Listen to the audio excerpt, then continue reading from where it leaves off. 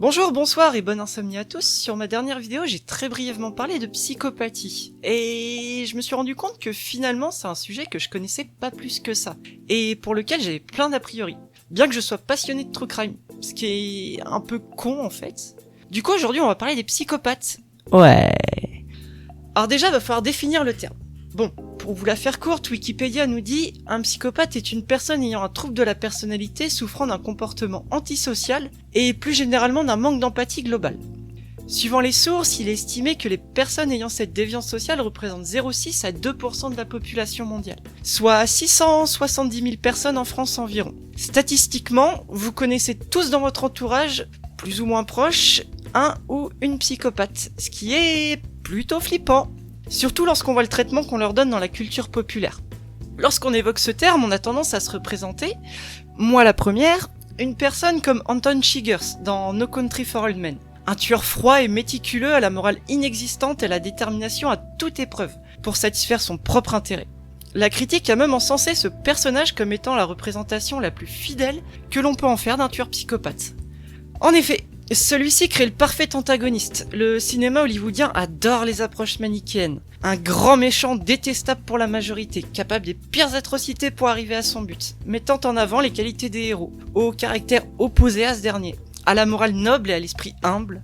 Bien que cette frontière aime être floutée dans certaines œuvres, on lui dépeint des personnes plus gris, comme Watchmen, Game of Thrones par exemple. Cette approche reste néanmoins très minoritaire. La fascination pour le true crime et les faits divers pour le grand public n'aide clairement pas à rétablir l'image qu'on a d'eux. Et lorsqu'il n'est pas question de démons, un bon film d'horreur a bien évidemment son tueur sadique au masque iconique.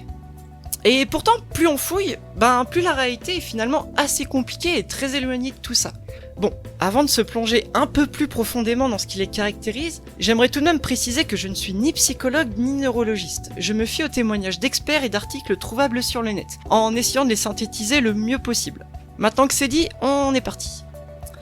Bon, en dehors de la définition, la première question que je me suis posée, c'est d'où ça vient ? Est-ce qu'on est ou est-ce qu'on devient psychopathe ? Alors finalement, pas tant d'études que ça ont été faites à ce sujet. La recherche pour repérer ces individus peut être datée du début du 19e siècle. Bon, ce terme n'existait pas encore. Il sera popularisé par le livre The Mask of Sanity, publié en 1941 par Hervey Cockley. Ce dernier posa les bases d'un diagnostic visant à classifier ces personnes. Même à l'heure actuelle, ce livre reste une référence et sa définition sur leur comportement encore juste. Voulant travailler sur une thèse sur la récidive, Robert Hare a mis en place un outil permettant de diagnostiquer ce trouble. Connu sous l'abréviation PCL-R, il est composé d'un test de 20 caractéristiques à noter de 0 à 2, comme la manipulation, l'impulsivité, le mensonge pathologique et toutes ces joyeusetés. Plus le score sera élevé, plus la personne aura un trouble psychopathique fort. Bien qu'imparfait, car ne prenant pas forcément en compte une maladie mentale par exemple. Il sera malgré tout toujours utilisé et relativement fiable, encore à l'heure actuelle. Bon, du coup je l'ai fait, par curiosité, et j'ai un score psychopathique de 0,5 qui est légèrement supérieur à la population, mais ça reste très très très léger. Rassurez-vous, je ne compte tuer absolument personne, et je suis une personne tout à fait normale. Je vous mettrai le lien en description si j'y pense. Dans l'espoir de savoir si oui ou non l'on est psychopathe, des études sur le cerveau ont été faites par James Fallon, qui est un peu une pointure dans le domaine, ayant étudié le cerveau de centaines de personnes. Bon, je vais vous épargner le jargon scientifique et je vais résumer ça de la façon la plus simple possible. Car on va pas se mentir, j'ai aussi un peu peur de sortir des énormités. Et j'ai pas tout compris non plus. La sérotonine, c'est l'hormone du bonheur. Elle est produite et régulée par 2 enzymes. Si présente en trop grande quantité et mal régulée, elle engendre un comportement agressif. Le cerveau des personnes psychopathes ont justement ces variantes génétiques.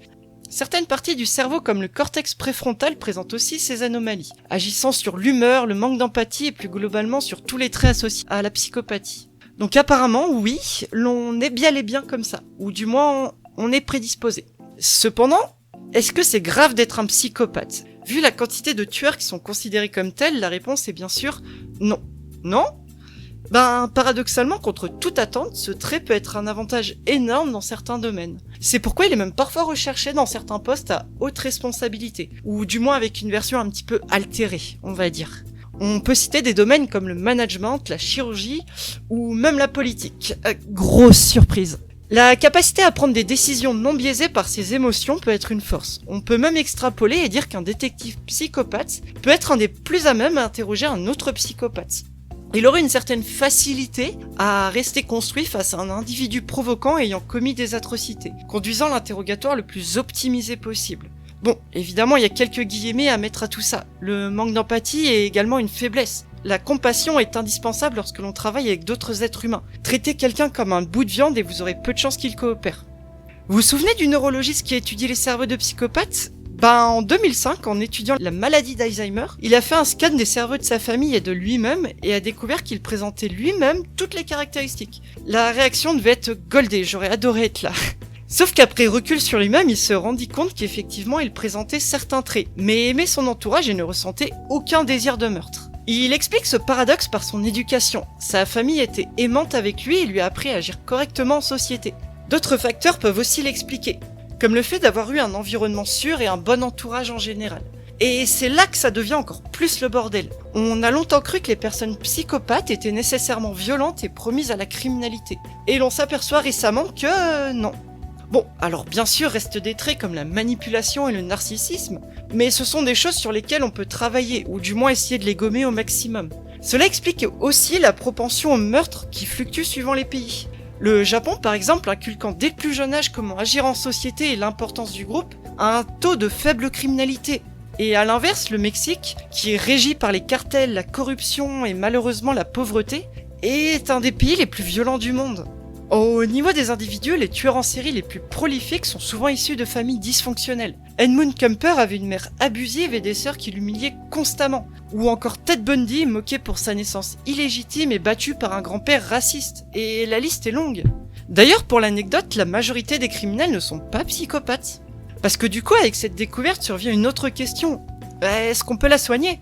Alors non, c'était la réponse jusqu'à récemment. Considéré comme incurable et sans espoir de réinsertion, un détenu psychopathe a de grandes chances d'obtenir une peine de prison bien plus lourde qu'une personne dite normale, et pour le même délit. Mais en 2013, des études ont commencé à être menées sur ce sujet. L'objectif était de développer l'empathie en discutant, en demandant à la personne de se mettre à la place d'une autre, et apparemment cette thérapie semble porter ses fruits. Sauf qu'il y a un petit problème. Une personne psychopathe se trouve géniale du fait d'un narcissisme exacerbé. Et cette méthode exige que cette personne veuille se remettre en question. C'est une décision qu'elle doit prendre elle-même et l'on ne peut pas la forcer. Finalement, comme un rendez-vous classique chez le psy pour le commun des mortels. Si vous ne voulez pas agir sur votre mal-être, la personne en face de vous ne pourra pas vous forcer. C'est une décision qui est difficile à prendre pour eux, mais qui apparemment serait plutôt grisante, ce que je peux totalement comprendre. Découvrir l'empathie et de nouvelles émotions doit être quelque chose d'extraordinaire. Apparemment, ce n'est pas une thérapie miracle. D'ailleurs, aucune ne l'est vraiment. Mais elle peut aider à gommer et à travailler sur les traits les plus marqués. Je n'ai malheureusement pas trouvé beaucoup d'informations sur le sujet, mais je trouve ça quand même très encourageant. Évidemment, c'est à prendre avec des pincettes. D'autres parlent de fantasmes psychiatriques et que cette déviance est condamnée à être incurable. Mais j'aime bien penser que la médecine évolue dans ce sens. Reste à voir ce que de nouvelles découvertes ou thérapies pourront donner.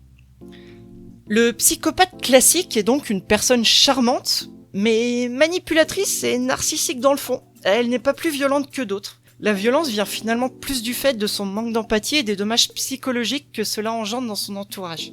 D'ailleurs, en écrivant le script, je me suis rendu compte que j'ai connu des personnes cochant tous les traits. Ouais. Bon, j'ai fini par couper les ponts avec eux bien avant. Mais ça met quand même le vertige de savoir qu'on en côtoie tous les jours. En fait, c'est même plutôt rassurant de savoir que le psychopathe moyen est juste une personne relativement normale et que certains professionnels de santé se penchent sur la question pour tenter de soigner et mieux comprendre ce trouble. Ce qui est beaucoup moins rassurant, en revanche, est de se rendre compte qu'un pourcentage élevé de milliardaires politiques et globalement de personnes à haut pouvoir décisionnel pour la majorité n'éprouvent pas de compassion et agissent dans leur propre intérêt. Et ça fout vraiment le cafard. C'est de la pure spéculation, mais Elon Musk ou encore Poutine m'ont l'air de pas mal rentrer dans ces cases par exemple. Bref, du coup j'espère que comme moi vous avez appris 2-3 trucs, ou du moins que vous avez passé un bon moment à m'écouter parler. Pour la morale nulle, l'empathie c'est chouette, la manipulation c'est bête. Puis dans tous les cas, tuer votre voisin ça laisse du sang partout.